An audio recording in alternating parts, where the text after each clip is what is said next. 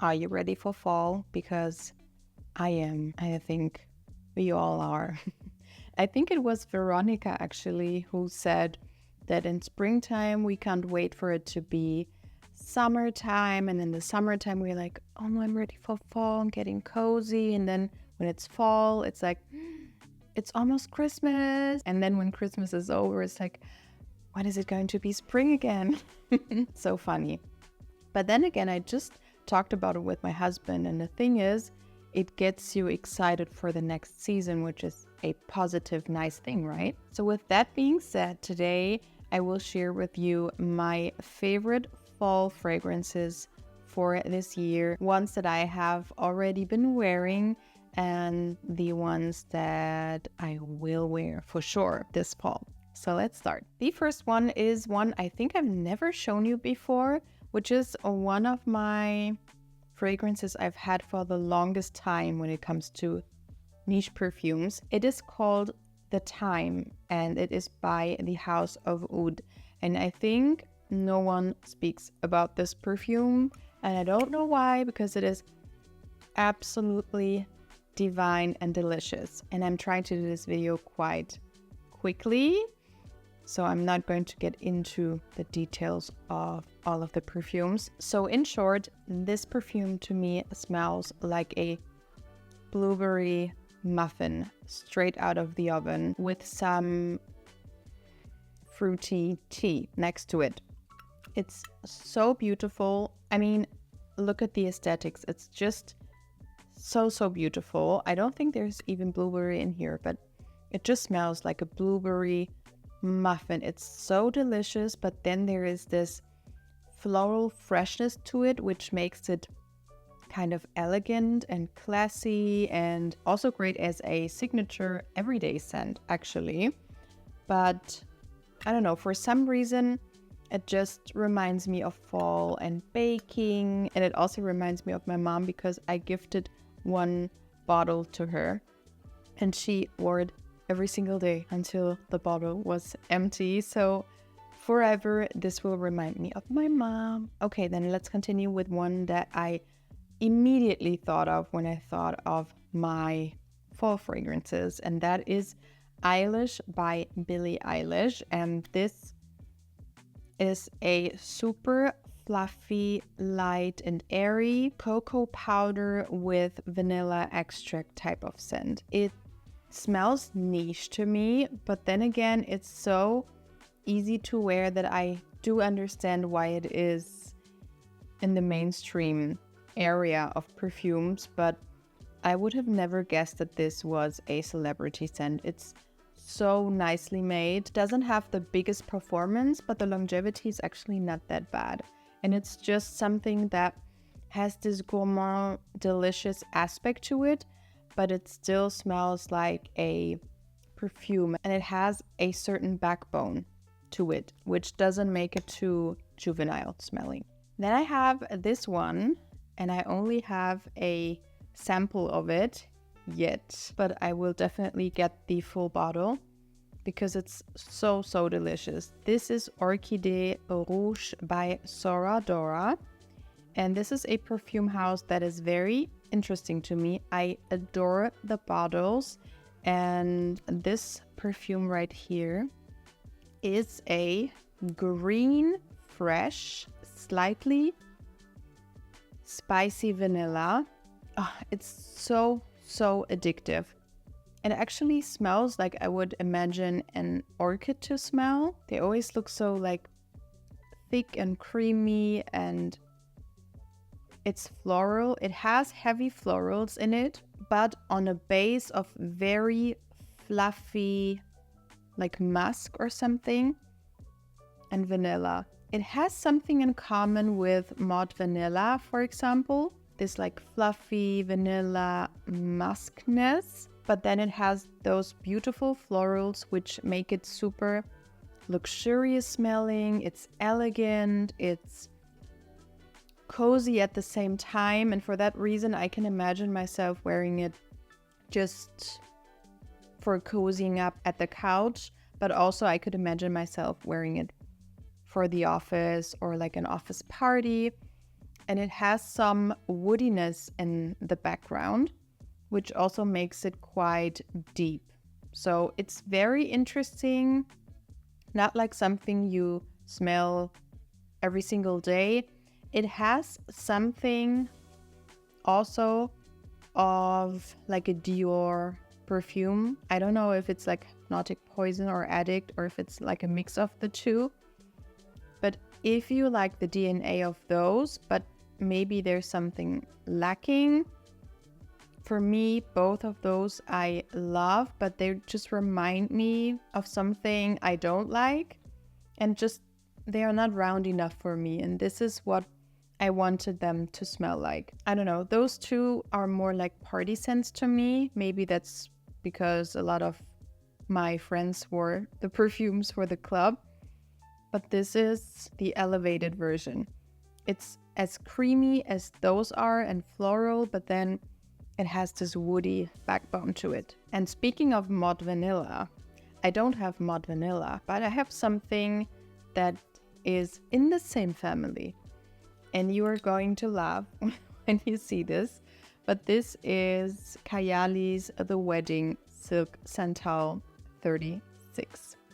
And I've done a video only on the wedding collection of Kayali, because I was so confused with the reviews, because all of the reviewers kept on saying those two perfumes were the perfect wedding scents, and I was just so confused because both of them are so beautiful and delicious, but both of them did not smell like wedding to me. They smelled like straight up cozying up at the couch, fall time with the fireplace on. That's what they smell like to me.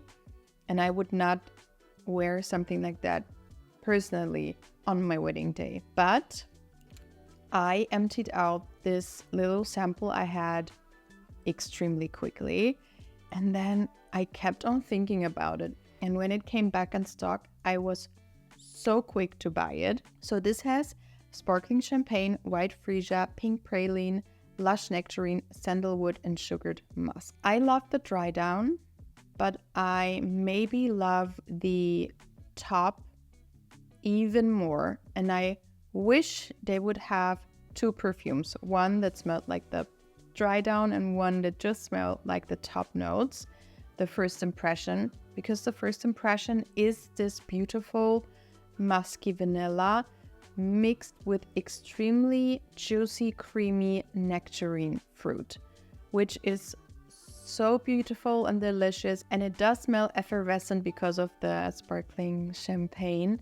It's so beautiful. But the first impression only lasts on my skin for maybe like 15 minutes, and then it's completely gone. And what is left is this beautiful, musky, sugared vanilla, reminding me a lot of Mod Vanilla by Ariana Grande. And not a lot of people seem to get that. I don't know if it's like a skin chemistry thing, but on my skin, they definitely are very similar, because I also think Cloud has this praline muskiness to it.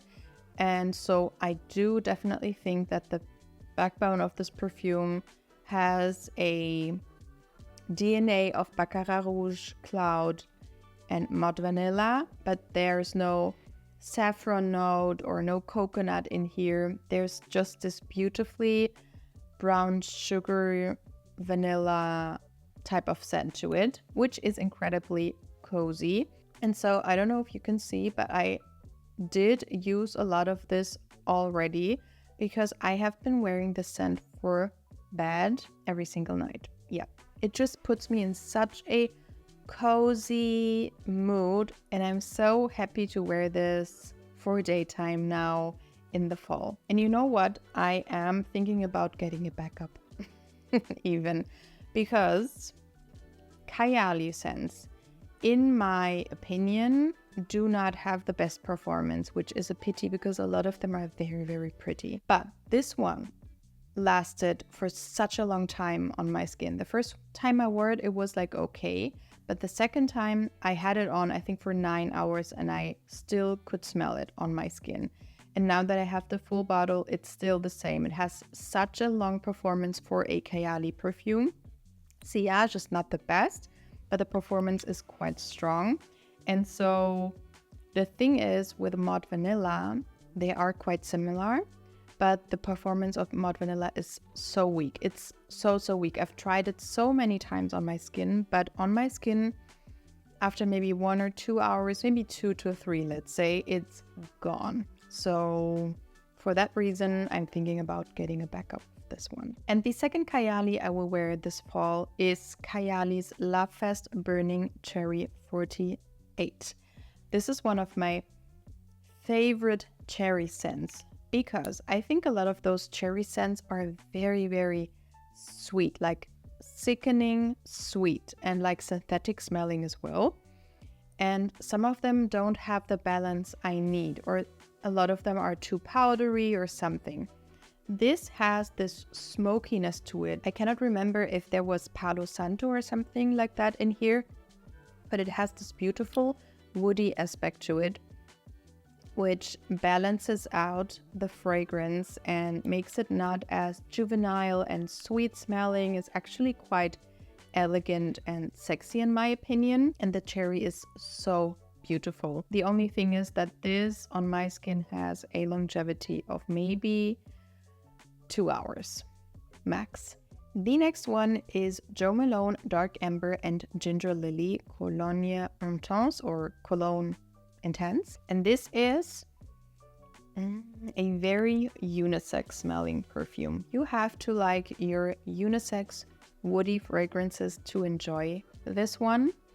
And this always reminds me of, picture this, it's fall, you're walking in a forest and you have the most cozy cashmere jumper on.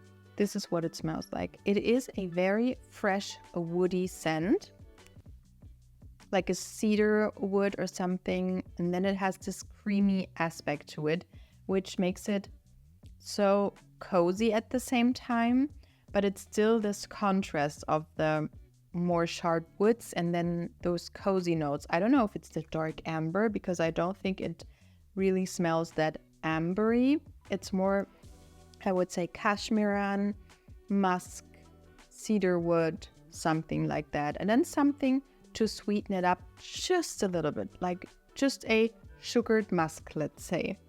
It's very nice, and it's something that I wear if I don't want to have something extremely cozy and sweet to wear. If I want to wear something extremely cozy, I will wear this one, but I am so mad at it. This is Majestic Green by Zara. One of the best perfumes by Zara, hands down, but also I've ever smelled. This smells so luxurious. It's almost like a masterpiece in my mind. It reminds me of Black Tie by Celine, Iris Malikan by Museau Crivelli. It's a cozy vanilla type of scent with some florals mixed into it, and it's so beautiful. Very cozy, subdued, but still there. Has quite a good performance for Zara. However, if you've seen what I just did, I wanted to put it on my table, and this just dropped on my table with the juice coming out, and it spilled everywhere. So I have no idea why this happened, because it didn't break or something. It just happened, like there was glue coming loose or something, and now it's just like that. So I have to figure out what I do with this scent. I also love the bottle. I don't want to replace it and put it in another bottle. I love the bottle. But yeah, this is a beautiful, inexpensive, and niche smelling perfume. You can find it in the men's department, but be careful of this thing right here. A fall staple is BDK Gris Chanel. This is my rainy day perfume, and this one is one that is not smelling as cozy as all of the other ones. It has this sharpness to it. I mainly get cardamom, and then it's unisex smelling, but it has this typically masculine vibe about it as well. And I think it is because I think there's tea in it. I think it's black tea, but to me it doesn't smell like a typical black tea. I think it's just the tea that makes it a little bit more sharp and almost smelling like chipped wood or something. It's super interesting. And then it has this milkiness to it. Creamy, just a little bit. It doesn't smell like a chai tea to me. You would think so because it's creamy, milky, it has cardamom, it has tea in it, but it doesn't. It has this perfume vibe to it and definitely more unisex, leaning masculine. But then again, it has this delicious thing going on. So it's very interesting. However, it's not a very cozy scent to me. Also, it's very, very strong. So only a couple of spritzes with that one. If you like the vibe, but you want something more typically feminine, maybe something more inexpensive, try Versace's Crystal Noir. This is the Eau de Parfum.